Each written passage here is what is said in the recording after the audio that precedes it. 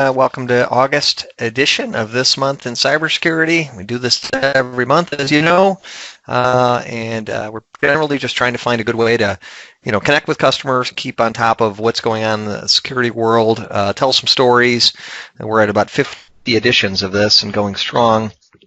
One conclusion we've reached, though, is that, sometimes things get a little bit repetitive, so we're going to try and find some ways to keep the stories a little bit fresh in terms of what's going on. So that said, this month's stories, as we jump into them, we always tend to kind of want to lean on some kind of framework to have a discussion about this. Now, in front of you here is the NIST cybersecurity framework that hopefully you're either familiar with or have become familiar with over time.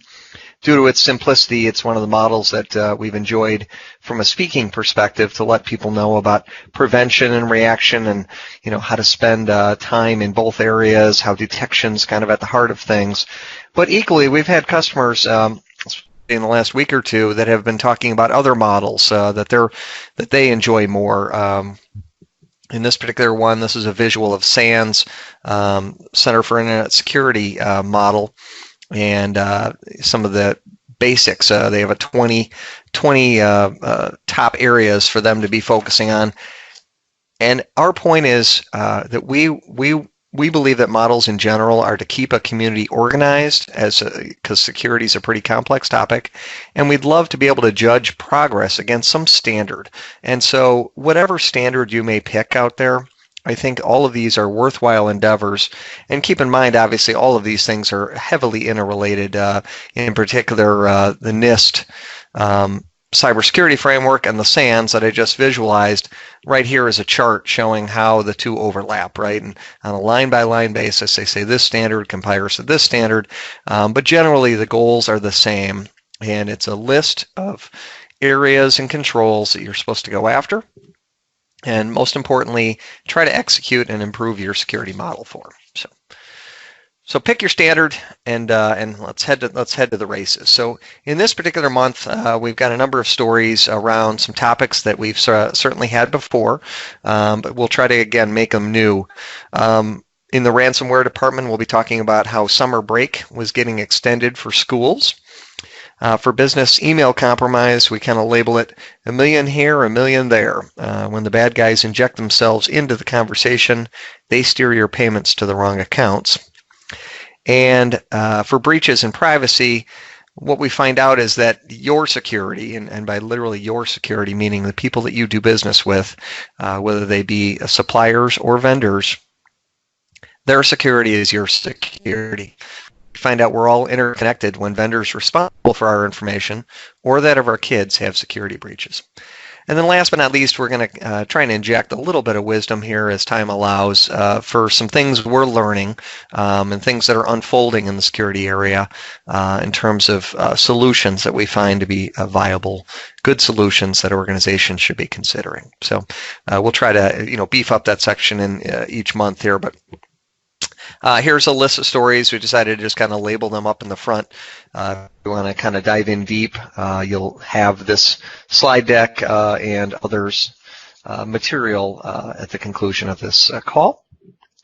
So these are going to be some of the stories regarding ransomware, business email compromise. We collect this as the month goes on. In fact, one of the breaches was really just announced this morning, and we were like, we'll add it in. Why not? Because it's another third-party breach that may be relevant for you. So let's start with ransomware. Ransomware obviously is a topic that we have covered before, and in fact, as a preview of kind of what we talked about even last month, I believe, I just grabbed the same slides here, and just to kind of really quick refresh, remember ransomware is just a malicious type of it's basically bad malware. It's malware with the purpose of locking up files and computers with the goal of eliciting money. Right, and specifically there are methods by which this gets in here. Commonly, as you would expect, emails are one mechanism, USB keys or otherwise. There also can be malicious websites where payloads are downloaded. The process by which you get there is pretty well illustrated. And there certainly are examples, right? Marquee names, right? WannaCry, simple SamSam, Ryuk has been recent interest, especially with the governments and schools that have been getting hit, legal systems, and so forth. So some of these names are becoming common. I think last month I was telling the story about how people were actually retiring, and so I think Ryuk, I believe, that was kind of going. Oh no, it was GNC. It was kind of the gentleman was retiring from that. So in any case, ransomware's here, and we'll talk about maybe some of the trends that are occurring in that space. But specifically this month, one of the things we found is that summer break was getting extended for kids. So some of the kids might be getting excited, but obviously some of the schools were feeling the pain of delayed starts. That's right, delayed starts. So maybe as we were kids, we might have wished for something like this, but indeed there was some significant pain experienced as schools had to delay starts by 1, 2, and 3 weeks in various counties. Houston County, Alabama, 4,000 computers got hit just before school opened, obviously, which is a sensitive time for them. And during sensitive times, when there's heightened need for computing systems, there's more desire to pay ransom to get your systems back the way that they were. So people were kind of working around the clock, but they determined they needed a couple more weeks of effort, and indeed delayed school several weeks for that. In fact, the state of Louisiana, a few states over, actually had to declare a state of emergency and use resources from the National Guard, state police, and the Office of Technology to help the local governments responding to some cyber attacks that hit districts all around the state. So it also helps, as I had understood, in contractual discussions so that vendors who you might be relying on can't suddenly charge new rates in your emergency crisis period. So another thing to kind of consider, or another learning from some of those ransomware attacks. Texas, unfortunately, was also a victim. They had 22 municipalities that got hit overnight. So that's 22 towns hit that were demanding a ransom. All the details are starting to forthcome, but it appears that they're asking for about $2.5 million to unlock the files. And what I really wanted to kind of focus on here was the impact. So this is very similar to the Baltimore ransomware that we had been seeing in months prior. People, the employees of those towns, 22 of them, cannot pay parking tickets. Court dates are canceled, which might be a good thing, I guess, from some perspective. But think about victims, judges, and the clerks, and all that goes into running some of these judicial systems. There's, our equivalent around here of Julie, right, and the ability to, drop flags onto the gas and power lines in your areas, which impacts construction that might be happening within your area. Again, this is a hit that occurred a couple weeks ago, and I haven't seen a resolution yet for this problem in the state of Texas. So again, 22 cities being hit and a number of people being impacted. And, I guess one of the things I wanted to focus on here was really some of the trends, and here's 4 that I've kind of written down and surmised. One is we've moved away from what I'll call personal ransomware, where ransomware was used to attack individual computers, usually at home. I'll call it the personal as opposed to commercial. The personal ransomware is way down and declining, and I think mostly because in the overall attack numbers are actually declining, and so a lot of people falsely believe that ransomware is less impactful or we're past the hump. Indeed, that's not true. It's just that individual people are no longer getting hit. But the second trend, the money raised from ransomware, and look at any of the trade rags, the money raised is actually increasing, and increasing pretty dramatically.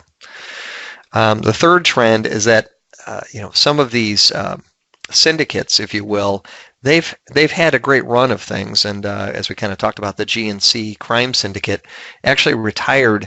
And I thought some of the numbers in his in their disclosures were interesting.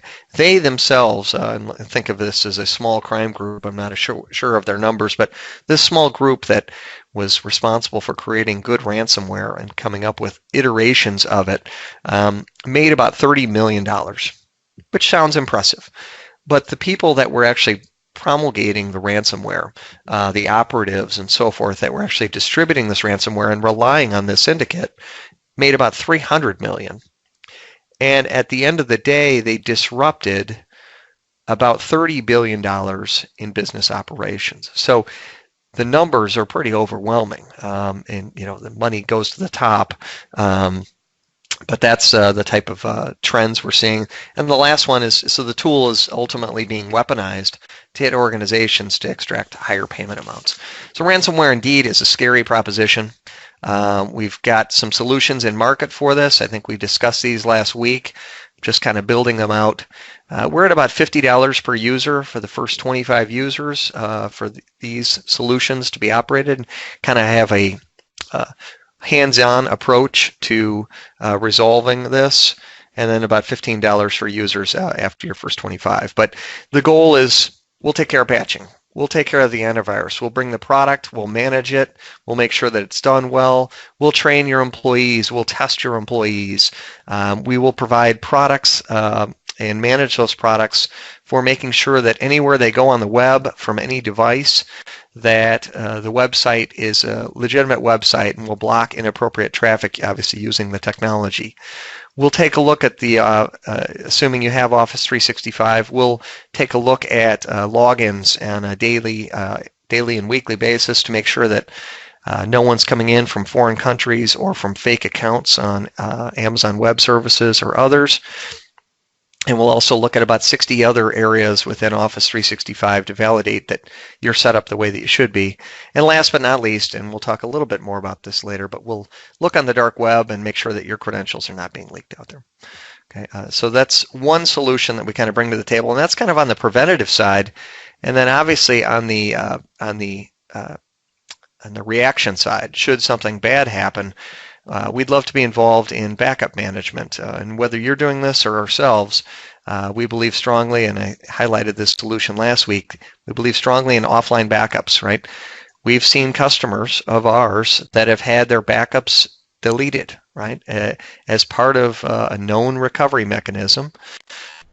The bad people, if you will, these are targeted attacks, and they're going after not only locking up computers and servers, but making sure that you can't recover easily so that they can extract payment. So the offline backups and the way of not being able to delete that is a key solution aspect.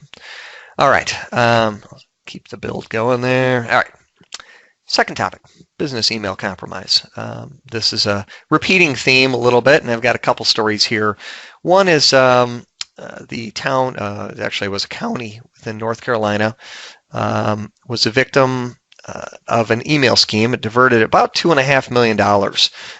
Now, the reason it says $1.7 million is because they were actually able to recover through the FBI and through their bank. They were able to recover about $700,000. So $1.7 million was sent off to the wrong location. It's a public sector victim. It's a common and lucrative form of online crime. It's not. It has as much notoriety as ransomware. It doesn't sound as scandalous. Oftentimes, this is an individual within an organization that's responsible, but it's an individual as well as procedures for payments to vendors, and oftentimes the vendor payment terms and or links have changed.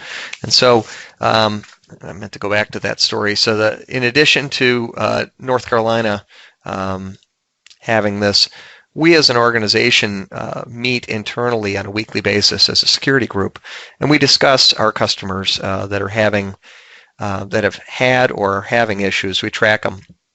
And so we hear about these incidents that are occurring out in the field by either our engineers who might be on site, project managers or account managers might hear from their contact at a customer, or sometimes we hear obviously via the support desk. But in any case, we engage daily with customers around our 365 security service, and oftentimes we'll see infiltrations of systems that are occurring either on a daily or weekly basis, logins that are occurring. And when we see them, obviously we're notifying the customer and helping them go through password changes. And those are kind of the early indicators of compromise, right? Where someone's just kind of trying to get onto your network, and from there they were going to start looking at emails and looking for specifically threads that might have something to do about payments or payroll or vendors or a contract. And they're going to continue that conversation on your behalf, emailing you and making sure that few traces are seen in your inbox for what's happening there. And in fact, we had a customer this month where by happenstance in accounting, they happened to be sending a pretty sizable sum to a vendor, but they kind of took a break and they were chatting with someone in their organization prior to going back and clicking the button. And just by luck, someone mentioned, well, that sounds a little curious, right, to them, and they indeed validated that in this particular case, the vendor was not who they purported to be, and saved themselves a $50,000 sum being sent to the wrong location. So it happens. We're seeing it with our customer base pretty often, and it's something to be mindful for. And there's no great measures for this, or there are several great technology measures. Training's a measure. We think that identity logins are one of the common threads in here, and so what we're seeing in our customer base is we're seeing very slow adoption of multi-factor authentication. There's a lot of interest in it, a lot of desire to kind of get there, but I think there's also a lot of apprehension that the user experience is not going to be good, or they're not sure what applications it will work for, or what's going to break, and how much training is going to be required for my end users and so forth. So one of the things we did is we just organized what we call a one-day MFA, which the goal is simply to get it turned on and being used by 10 users and making sure they have a good experience. And if they don't have a good experience, work technically to make sure why they don't have a good experience. Immediate rollback, we can uncheck things and so forth. But we believe strongly in the idea that MFA is a technology owned by many organizations through their Office 365 subscription. And it's simply a matter of turning it on and having some confidence in what it can do and what it can bring to the table. So we have, again, a one-day MFA with 3 goals there as outlined: to design, enable, and verify experience. And we think that will be a big help in the business email compromise, in addition to other technology and people-related solutions. And then our last set of stories here is around third-party breaches. We've got a few that, I just kind of want to highlight. I don't think that there's a ton of answers to this, as much as these are news items that were in the they were in the news, and so you may have heard of them, and/or might want to tell it around the water cooler. This was in the news. In fact, this one I think made the national news, but also certainly local news, because School District 203 in Naperville, Indian Prairie District 204 were it was Naperville exposure, right? 50,000 kids and 3,100 educators were impacted. Well, as it turns out, a third party known as Pearson Clinical Assessments, which delivers testing services to about 13,000 schools, actually had a breach exposure, right? And the unique thing here is that these were student IDs that were compromised. So we're looking at first and last names, in some instances, date of birth and/or email addresses. So it's for the first time. People are very sensitive, obviously, about their kids and protection thereof, and so it got some notoriety, certainly because it was a broad breach impacting many across the country, and it was student data, and that is still unfolding in terms of. The Pearson CEO has come out and apologized, and they've been very transparent about this, and certainly the FBI and others are involved in that. But that was one data breach. Again, it's they're a partner, right? Pearson does the testing. Second breach, and this impacts all those that might have iPhones or iPads, and I venture not to say that this is a breach, but maybe this is just a reflection of privacy standards, and that's why I kind of labeled it as such. But taking the anonymized data, I don't know if anyone knew this. Certainly there was no transparency around this, but every time you talk into Siri and say, hey, what's the weather today? Siri does its best job of translating that. And in order to translate things, when you're trying to use machine learning, as Siri does, one of the things you have to do is you have to train machine learning. Well, how good is Siri at interpreting my voice versus other voices and what they say into what it interprets? That can only be done through humans. And so there's Apple hired 500 employees. This was in Ireland. And each shift, they were expected to listen to 1,000 snippets of what was said in Siri using anonymized data and compare it to what Siri translated it to. So that's about 1.5 million conversations per day and about 7 million conversations per week that they're chartered to listen to and do comparisons. And you can imagine that some of those Siri conversations had some data in there or had some conversations that were inappropriate and so forth in terms of what was being used. So they've suspended operations for that comparison at this point. So machine learning is down, if you will, at this point until they evaluate their standards, as that was kind of exposed out there that this was happening, and I think they wanted to kind of stop some of the press from that. But 1.4 billion iPads and iPhones in use each day, and certainly gets us thinking about the privacy standards thereof.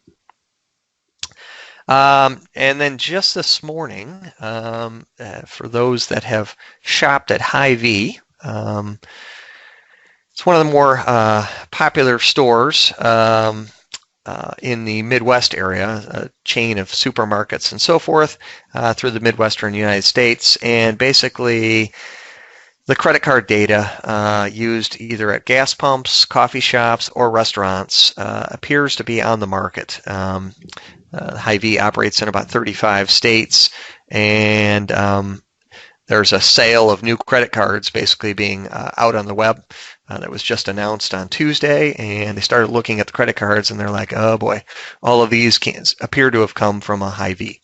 So details are still emerging. Krebs on security has a great story with regards to the background and kind of how they trace that down. But about $5 million credit card numbers have been exposed as part of this. And again, these are just some newsworthy items that are out there. There's not a ton that we can do about it, but in looking at the solutions that are here, I think the one that to highlight just a little bit here is the dark web scanning. And so let's take a look at, what does the dark web have on it, and how can we surface that information? Some of you may have, credit cards that actually go out and do dark web scans for you and say, hey, your credit card number and any associated data was not found this month. But what if you had a report on your domain? So at peters.com or at acme.org. What if you did a search for that domain and any email addresses that were out there?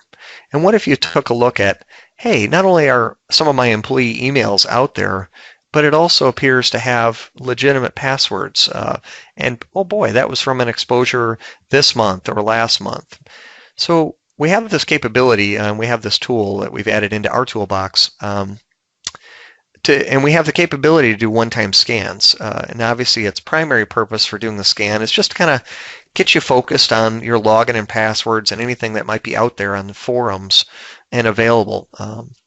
And obviously the information you really care about is what's been most what's recently occurred, or if you see repetitive patterns like the same employee continually coming up. Obviously their method of exposure is through hitting the same website often or otherwise. But some additional detail that gets surfaced out of here too is the origin of the breach. Sometimes it might say Hy-Vee or Equifax, some of the more notorious breaches here. You can also see when social sites have been hit, Twitter, Facebook accounts, and so forth, and also sometimes personal information such as social security number, driver's license, etc., that might have been associated with that loss. So in any case, this is a helpful indicator, and we're certainly capable of running a scan on any domain for anyone at any time if you'd like to. This information's out there, and all this is a report for your employees on your domain. Happy to do that for you at any time, and just for the asking. But the real value in it really comes from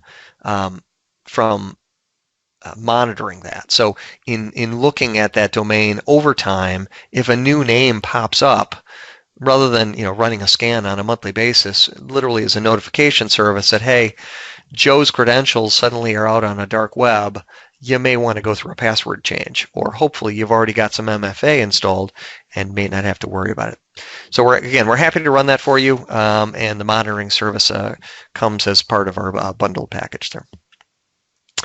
And last but not least, I guess I wanted to cover one new technology item from this month. And again, we'll beef this up in coming months with additional measures that we think are worthwhile to bring forward. But I think everyone would take a look at the password, maybe that's on the screen, and say, I don't know, I guess, what do you think about that password? Do you think it's a good password or a bad password? I know we're not in a feedback session here, but it certainly meets the requirements, right, of length, combinations of upper and lower characters, numbers and symbols. It's got 3 of 4 at least. So I think everyone agrees it matches, the criteria, but yet might still be a poor choice. What if we had the capability to look at, a password list that was kind of globally banned, as well as maybe for your organization some custom banned passwords, and helped users create good passwords over time? Indeed, that's available with something called Azure Password Protection. And again, the link to the material will be in the PowerPoint deck. But Azure Password Protection, as it sounds like a cloud-delivered service, but indeed this can be integrated right into your Active Directory. Microsoft keeps a running list of banned passwords, and these are passwords that are used out on forums. There's global password lists, right? And they manage the global password list, nothing to do on your part. Custom banned passwords are things like brand names, maybe your organization's name, product names, any locations, even the Bears, right? The Bears season's kicking off soon. Maybe your local sports teams you'd want to avoid. Abbreviations that have specific company meaning, things like that. All of those can be banned as part of a good password management. And we would challenge you to kind of, in addition to creating MFA, I think it's also it's also valid to continue looking at password creation and trying to strengthen things where you can. So, as mentioned, for the asking, if you'd like a dark web scan for your organization, we'll reach out to you and, with your permission, run it for your domain and provide you a confidential report to see if there's some actions that need to be taken for any of your employees in terms of password changes. And if you're interested in longer range of that, we're certainly able to do it. There's some other free offerings on your screen. We also have a number of events, 2 events that I want to make you aware of. One is this Thursday. If you have some need to automate and kind of offload and make easy, if you will, some of the pains of employee self-service, things they could do themselves, such as vacation requests or onboarding, offboarding employees, forms for, information changes for an employee, things like this.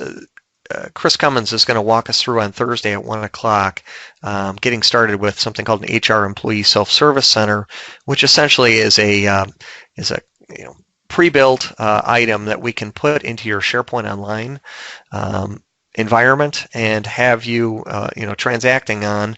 Training hours are included to kind of help you and the HR department with some of that, but happy to at least show it to you on Thursday and see if there's some interest. And then a big event that we're running here in September, we're expecting nearly 100 people to be at this event, so sign up early so that you can get your spot, is a Taste of Technology tour. This will be conducted over here in Oak Brook. We're walking around to 3 different restaurants, and we're discussing technology in each of the environments with our partners at Webroot, Veeam, and Meraki. As always, we have blogs and a lot of information that has transpired and available for reading. Least privilege access management, planning for end of support, and Meraki infrastructure on the right. So with that, thank you for attending August this month in cybersecurity, and look forward to seeing you again this month, and reach out and let's have a conversation.